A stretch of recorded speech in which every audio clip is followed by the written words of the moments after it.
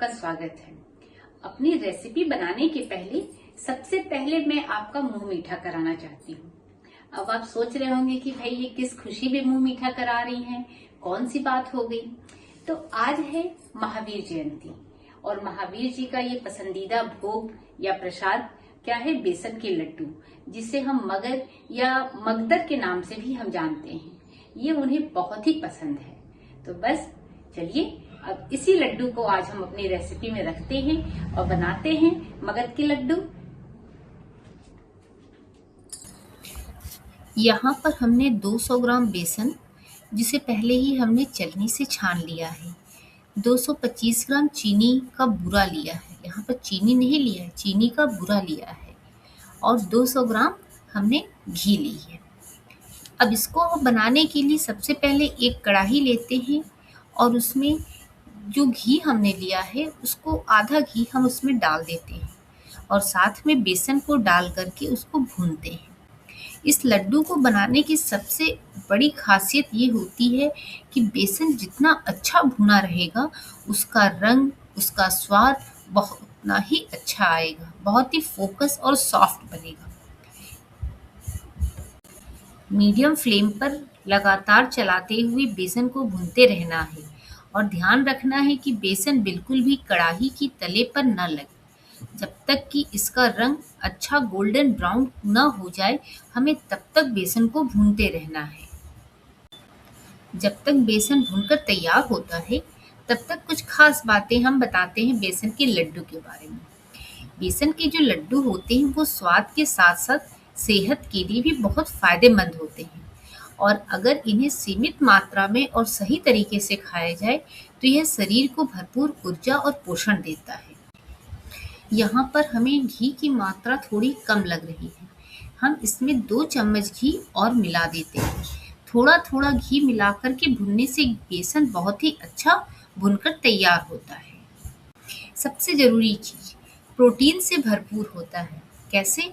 बेसन, चने का आटा प्लांट बेस्ड प्रोटीन का बेहतरीन स्रोत है, जो मांसपेशियों को मजबूत बनाता है, पाचन के लिए बहुत ही अच्छा होता है, और देशी घी के फायदे उसके तो कुछ कहने ही नहीं। इसमें विटामिन ए, डी, ई, के इन सबको सोखने की ताकत रखता है, जो हड्डियों और जोड़ों को मजबूत रखता है, तुरंत एनर्जी प्रदान करता है, खून की कमी को दूर करता है और दिल के लिए बहुत ही फायदेमंद होता है।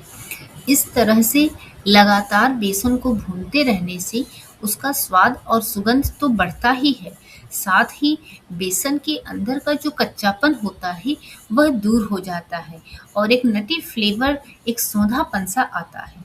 बेसन को भूनने का यही सबसे अच्छा तरीका है कि उसे धीमी आंच पर लगातार चलाते हुए भूनें, जिससे कि उसमें एक सौंधी सौंधी खुशबू आने लगे और इसका रंग सुनहरा गोल्डन हो जाए।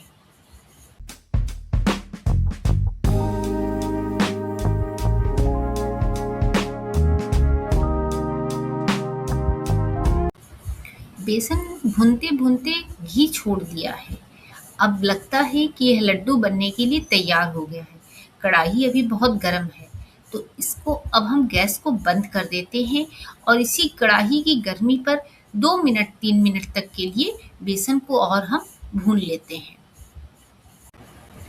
गैस बंद होने के बाद कढ़ाई में 2-3 मिनट और हो गए बेसन को भूनते हुए। बेसन अच्छे से भून के तैयार हो गया है। अब हम एक बड़ी थाली लेकर उसमें इस बेसन को हम फैला देते हैं, जिससे कि बेसन जल्दी ये ठंडा हो जाए। जब तक बेसन ठंडा नहीं होता है तब तक हम उसे वैसे ही फैलाते रहते हैं और बीच बीच में हाथ से टच करके देखते हैं कि इसकी गर्मी कितनी है। अगर हमारे हाथ की अंगुली बेसन की गर्मी को बर्दाश्त कर लेती है और तो समझ लीजिए कि बेसन आपका ठंडा हो गया है।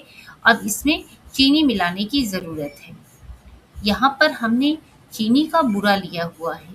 इसको चीनी का बूरा, जिसे हम तगार भी कहते हैं, ये साधारण सफ़ेद चीनी की तुलना में बहुत अलग और बेहतर होता है।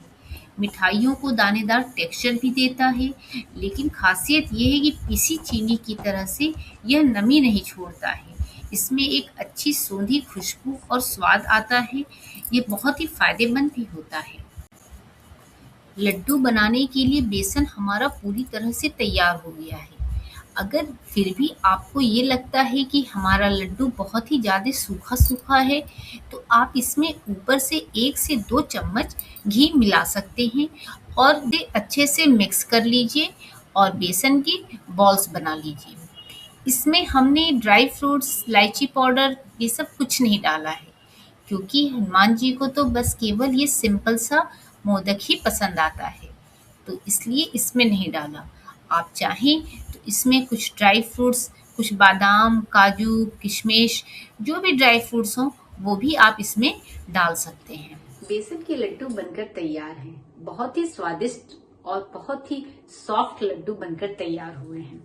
आप इसे आराम से 15 से 20 दिनों तक स्टोर करके रख सकते हैं और जब भी पानी पीने का मन करे, कुछ मीठा खाने का मन करे, तो एक लड्डू को जरूर आप उसे खाइए।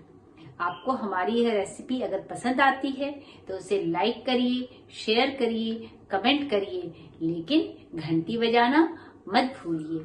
धन्यवाद।